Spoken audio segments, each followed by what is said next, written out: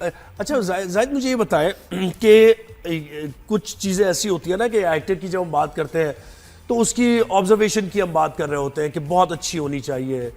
ज़िंदगी में जो मसाइल आते हैं, परेशानियां आती हैं, दुश्वारियां आती हैं, तो आप यानी कौन सा इमेज पसंद करेंगे एज एन एक्टर अपना? एक ऐसा हीरो जिसने स्पेक्स भी लगाए हुए हैं, जो वेल ड्रेस्ड भी है, जो ऐसे लुक दे रहा है तो कैमरा नजर आ रहा है, लाइट्स आ रही है, या फिर आप एक ऐसे किरदार अदा करना चाहेंगे जो जो मुआशरे से रिलेट करते हैं?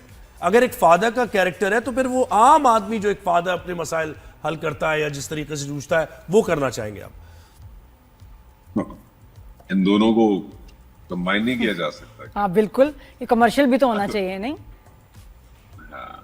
Ideally तो yes, I would want to do both because you see, doing any one thing बार बार चाहे वो जितनी भी different हो, it gets boring, you know. और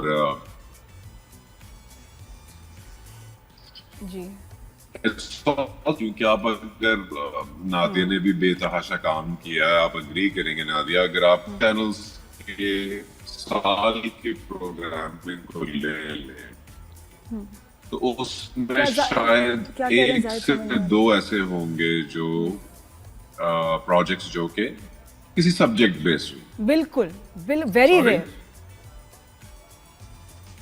जी हेलो जी जाहिद, आपकी सारी आवाज नहीं आ रही, आप बिल्कुल सही कह रहे हैं। एंटरटेनमेंट ज्यादातर एक जैसे होते हैं, लेकिन जाहिद फिर भी हैविंग सेड दैट जब हम कोई डिफरेंट कॉन्सेप्ट पे काम करते हैं तो उस तरह के क्या नंबर्स भी अभी आज के जो लोग हैं, जो व्यूअर्स हैं, वो देख रहे हैं, वो नंबर्स मिल रहे हैं? क्योंकि ज़रूरी है कि ड्रामा सक्सेसफुल भी उतना हो, व्यूज़ भी आए, रेटिंग्स भी आए, वो तो है ना प्रेशर। तो इस ड्रामे के साथ आई यू हैप्पी कि जो लोगों का जितना रिएक्शन आया, जितने व्यूज़ आए हैं, या नहीं और ज़्यादा होने चाहिए थे?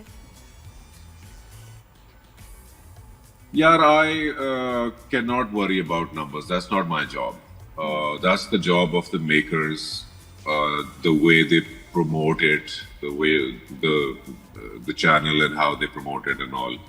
मेरा काम, मुझे सिर्फ एक नंबर से concern है, that's the amount that we're getting for the hard work that we're doing. उसके बाद अगर एक्टर ये सोचने बैठ जाएगा, उस अमाउंट पे भी लोग बहुत बोल रहे हैं आजकल कि जी अमाउंट्स बहुत लेट मिलती हैं, उस पे भी काफी वोकल हुए हैं आर्टिस्ट के जी हमारे पैसे फंस जाते हैं, कॉन्ट्रैक्ट में कुछ और लिखा होता है, कॉन्ट्रैक्ट साइंड नहीं मिल रहे होते हैं। एज एन आर्टिस्ट आप बताएं, आपके भी ऐसे मसाइल होंगे वर्किंग इन दिस इंडस्ट्री?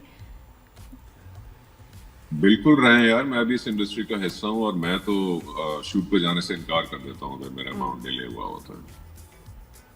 बिल्कुल सही। तो आप इस पोजीशन में है ना, बहुत से इस पोजीशन में नहीं होते।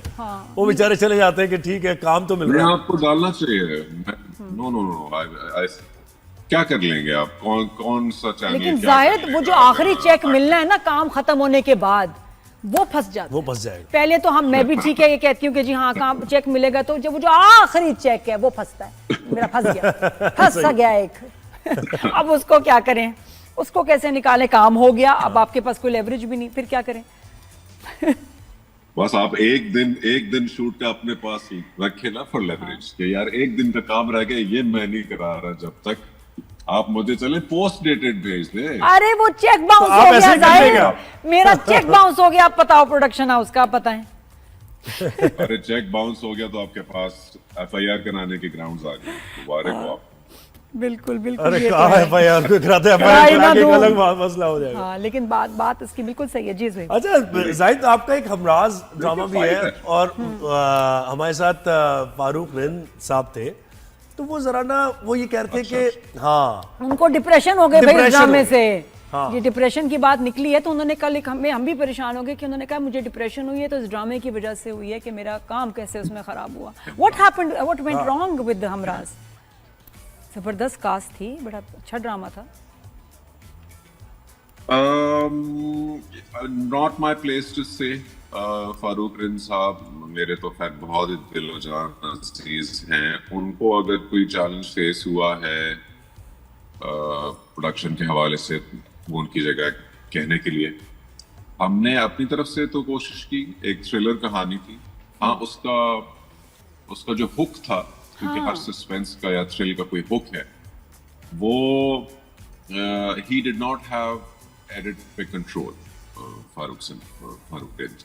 तो अगर आपके पास एडिटर कंट्रोल नहीं है और कोई और एडिट कर रहा है और उसने वो हुक बहुत जल्दी रिवील कर दिया है, तो फिर पीछे मिस्ट्री में कुछ रह नहीं जाता। मिस्ट्री बिल्कुल सही, क्योंकि वो जो उसके बाद फिर से उसकी जो वजह थी फिरोज की उस लड़की पे शक करने की, वो बहुत कमजोर थी कि ये इतना क्यों कन्विंस्ड है। हालांकि पीछे बड़ी वैसे वो स्टोरी अच्छी थी जिसके जो एक्चुअली लड़की का मर्डर हुआ, किस तरह हुआ, किसने किया, लेकिन शुरू में प्लॉट वीक हो गया कि भाई क्यों। तो वैलिड डिप्रेशन था इन्होंने, सही बात था। हाँ वो, लेकिन ये कि एक्टर्स ने बहुत जान मारी है, वो तो नजर आया। जी नादिया जी, तो अभी इस थोड़ा सा इसी सीन के ऊपर आएंगे क्योंकि ये सीन मुझे लगता है काफी वायरल होने वाला है, ये जो शीशे वाला सीन था। और ऐसे में नाउ माय पॉइंट इज कि जब एक शख्स अपने आप को पहचान नहीं पा रहा लेकिन अपनी बीवी को पहचान पा रहा है, फिर भी इस स्टेट में माँ को देखो कि ये मुझे ही नहीं पहचान रहा, और बहन कह रही है वो अपने आप को नहीं पहचान रहा, आपको अपनी पड़ी है, लेकिन इस कंडीशन में स्टिल बीवी को बुलाता है और उसको पहचानता है। ये कैसे? कितनी डेप्थ है इसमें? पिछली एपिसोड में आपने देखा होगा नादिया, तो बीवी को भी एक दफा नहीं पहचान पाया। बिल्कुल। कल चलिए, आई थिंक एपिसोड 10 चलिए, 9 के शुरू में एक दफा वो बीवी को भी नहीं पहचानता। सो ये अब हमने, क्योंकि सीरियल है, आपकी आंखों के सामने एक ग्राफ बनाना और उसको कहीं लेकर जाना है। सो अब 10 हो गई हैं, विदिन 26 इसको खत्म करना है। तो आपके सामने अब आपको नजर आएगा कि आहिस्ता आहिस्ता ये ग्राफ सिवियर होता जाएगा। ही विल स्टार्ट फॉरगेटिंग, और कुछ कभी कोई मेमोरी का चंक वापस भी आ जाता है, मोमेंटरीली उसको कुछ चीज याद हो जाती है। और यही चीज कंसिस्टेंट है through our research, and Rida Bilal has done such an amazing job writing the script. Even जो आपका सेकंड जो ट्रैक है, सॉरी आप पहले रिदा की बात करें पूरी जी। सो उन्होंने ऑब्वियसली इतनी सेंसिटिव चीज और एक पर्टिकुलर डिजीज है, तो बहुत रिसर्च के तहत उन्होंने लिखा है। सो वो सारी जर्नी इसी तरह की रही है कि the degree of how much is forgetting, चाहे वो जितने क्लोज लोग होते जाएं, और उसके बाद sometimes he's forgetting and sometimes he's coming back into बिल्कुल।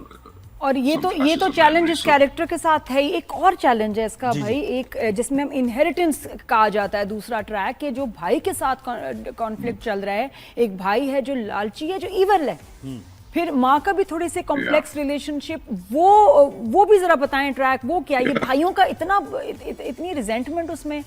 अब तो पता नहीं और भी टीचर के पीछे पड़ गया है, बहन के भी पीछे पड़ गया है। ही इज वेरी इवल भाई। ये मैं खजान से मजाक करता हूँ जब मिलता हूँ उससे, तो मैं भी उससे ही सवाल करता हूँ, भाई तुझे मेरे से मसला क्या है एग्जैक्टली। अगेन हम जो शुरू में बात कर रहे थे ना, एक वर्ल्ड बिल्डिंग रिदा ने ऐसी की है कि जिसमें मल्टीपल स्ट्रेसेस इस बंदे को, इसकी हालत को ट्रिगर कर रहे हैं। तो उसमें द फैक्ट दैट मेरी और रमशा की, ज़ारा की जो शादी दिखाई है, वो उसमें हमने ज़्यादा नहीं डिटेल में डाइवल्ज किया, बट इतना सिर्फ कहा है कि आउटसाइड ऑफ द कम्युनिटी शादी की गई थी, इसलिए ना मेरे पेरेंट्स उससे राजी थे ना उसके पेरेंट्स उसके राजी थे। So this is also something isolating them, you know. इंसान आपके पास फैमिली सपोर्ट नहीं है तो वो बिल्कुल आइसोलेट फील करता है। There already in different cities, और उसमें फिर going through the grief of losing a daughter and still not having your parents, or her not having her parents there,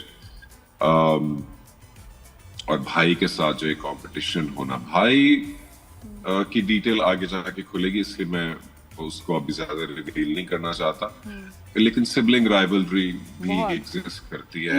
it's global phenomena, Pakistan में नहीं पूरी दुनिया में हो सकता है। बिल्कुल। सो हर चीज जिस पे की तरफ इशारा किया गया है, वो कोई ना कोई हमारे माशरे की ऐसी बात है जिसके by the end of the drama जिस पे डिस्कशन जरूर ओपन होगी, specially for parents who are care givers, that you can't ever force a competition between two brothers, you know. बिल्कुल।